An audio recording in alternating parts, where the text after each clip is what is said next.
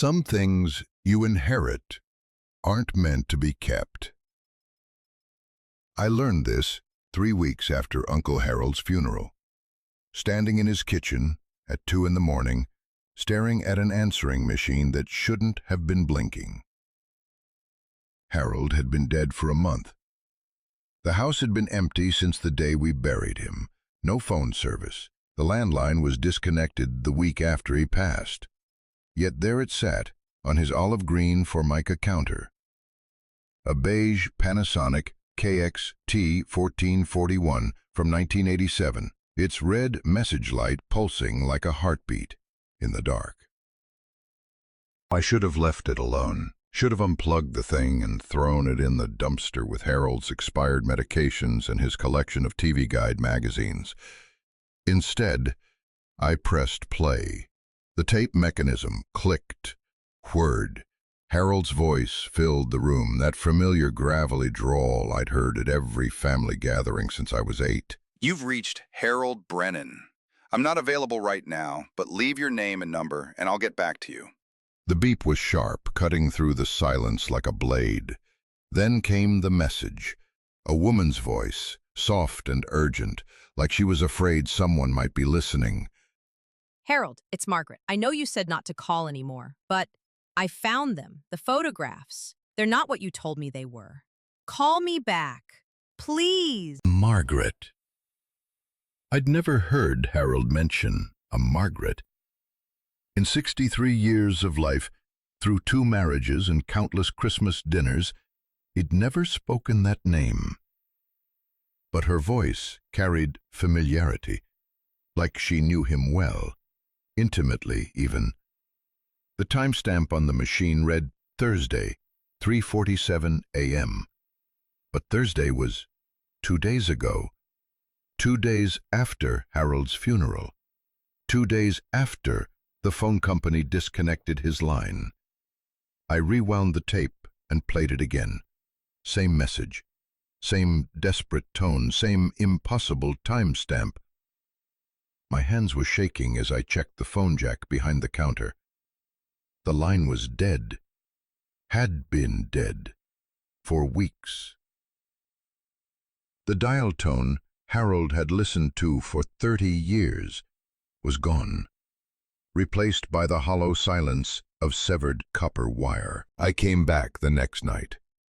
Told myself I was just finishing the cleanup, boxing up Harold's remaining possessions. But I went straight to the kitchen, straight to the machine. 2 messages now. The red light blinked twice before repeating. The first was Margaret again, her voice tighter with anxiety. Harold, where are you? I went to the police like you said I should never do. They want to see the photographs. They want to see all of them. The second message was different. A man's voice, older, with a slight accent I couldn't place. You can't hide from this forever, Harold. We know about Margaret. We know what she found. The photographs are just the beginning. That's when I remembered Harold's basement. The one room he'd always kept locked.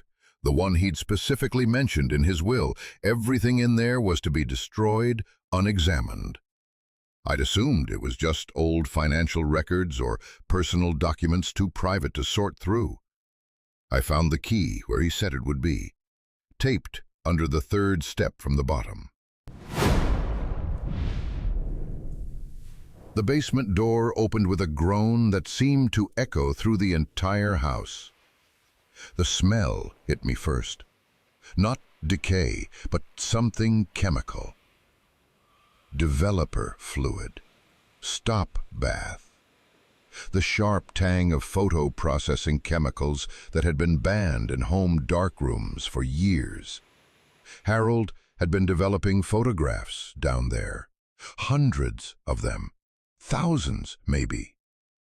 They hung from lines stretched across the low ceiling like prayer flags in hell. Black and white images that shouldn't exist. People who shouldn't have been photographed. Moments that should never have been captured. Margaret appeared in 17 of the photographs, always in the background, always unaware she was being photographed. Grocery stores, gas stations, her own bedroom window. Harold had been watching her for years, documenting her life in intricate, obsessive detail. The photos were dated, some going back to 1979. Nearly 15 years of surveillance, hidden behind the facade of my quiet, widowed uncle who collected stamps and watched too much television. But Margaret wasn't his only subject.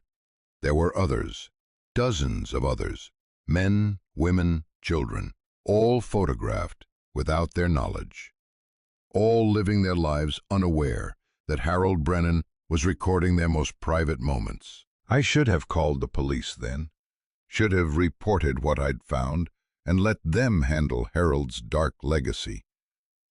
Instead, I went back upstairs to that answering machine, because I needed to understand, needed to know how deep this went.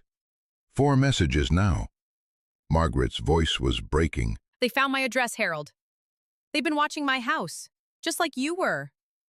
How many people knew? How many people have those photographs? The man with the accent was back.